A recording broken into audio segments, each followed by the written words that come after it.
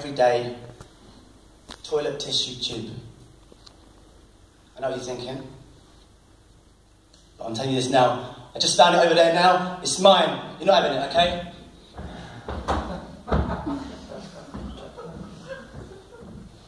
It's no opener. In fact, this is all new material.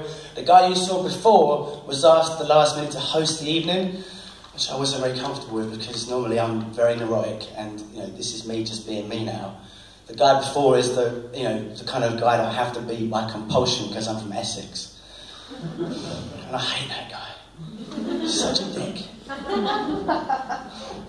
I'm normally at war with myself, so it's nice to just kind of relax and be yourself. Anyway,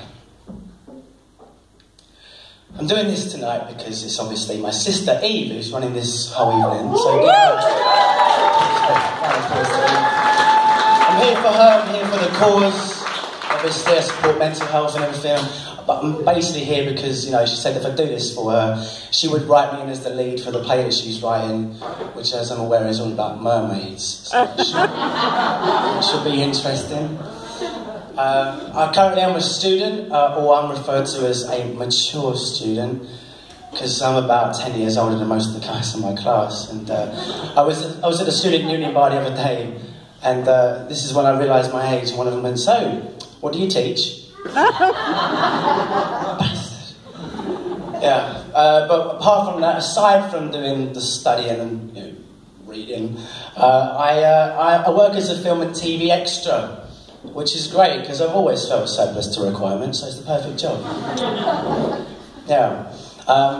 The other week, well, I mean, generally what happens is you arrive on set and you have to wait around for a bit. And you have virtually no responsibility. You just wait around until someone comes in and goes, "All right, guys, 5 minutes on set, please." And you're like, "Oh, crap, why did I eat all that cake?" And you have to get yourself up out of your seat, and you're probably wearing some kind of costume that fits you way too tightly. And you have to waddle off the set feeling like a giant potato. And then you basically get told by a director, you know, whatever, an assistant director usually kind of says, "All right, this is your motivation. You're going to walk from me over there, and that's it." I'm like, "Can you do it?" And he's like, "Yeah, I got this. I'm sure I got this."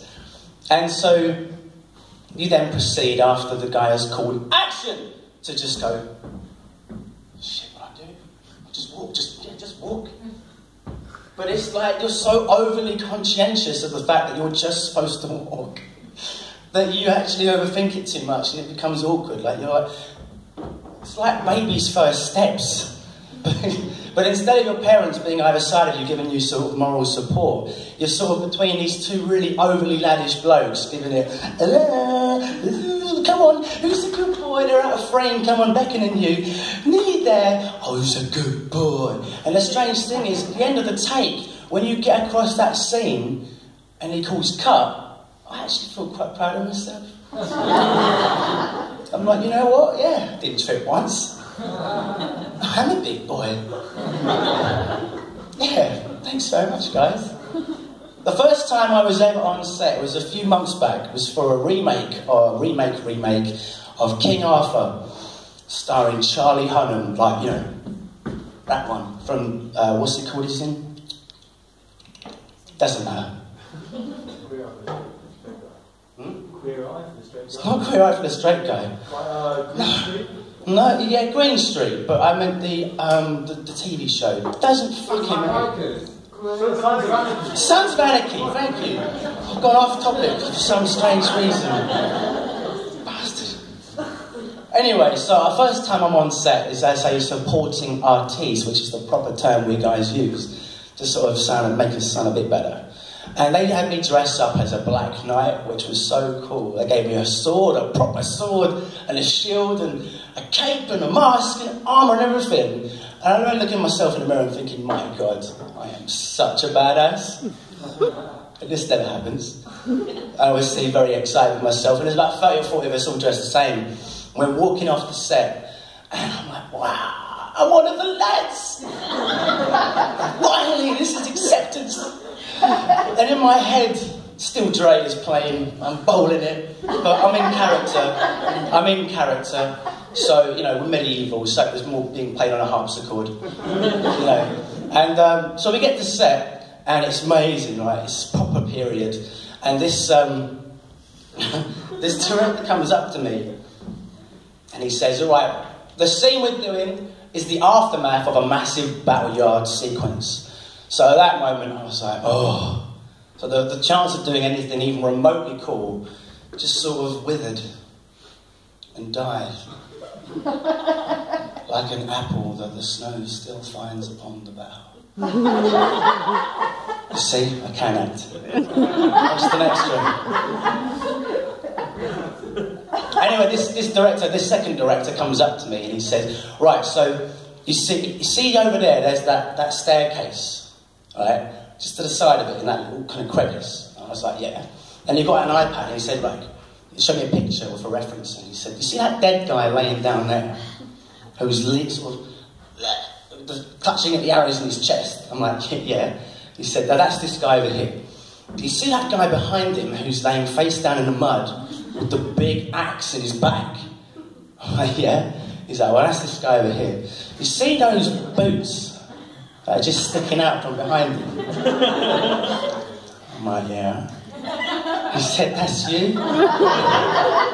I said, what, the guy with the spear up his ass?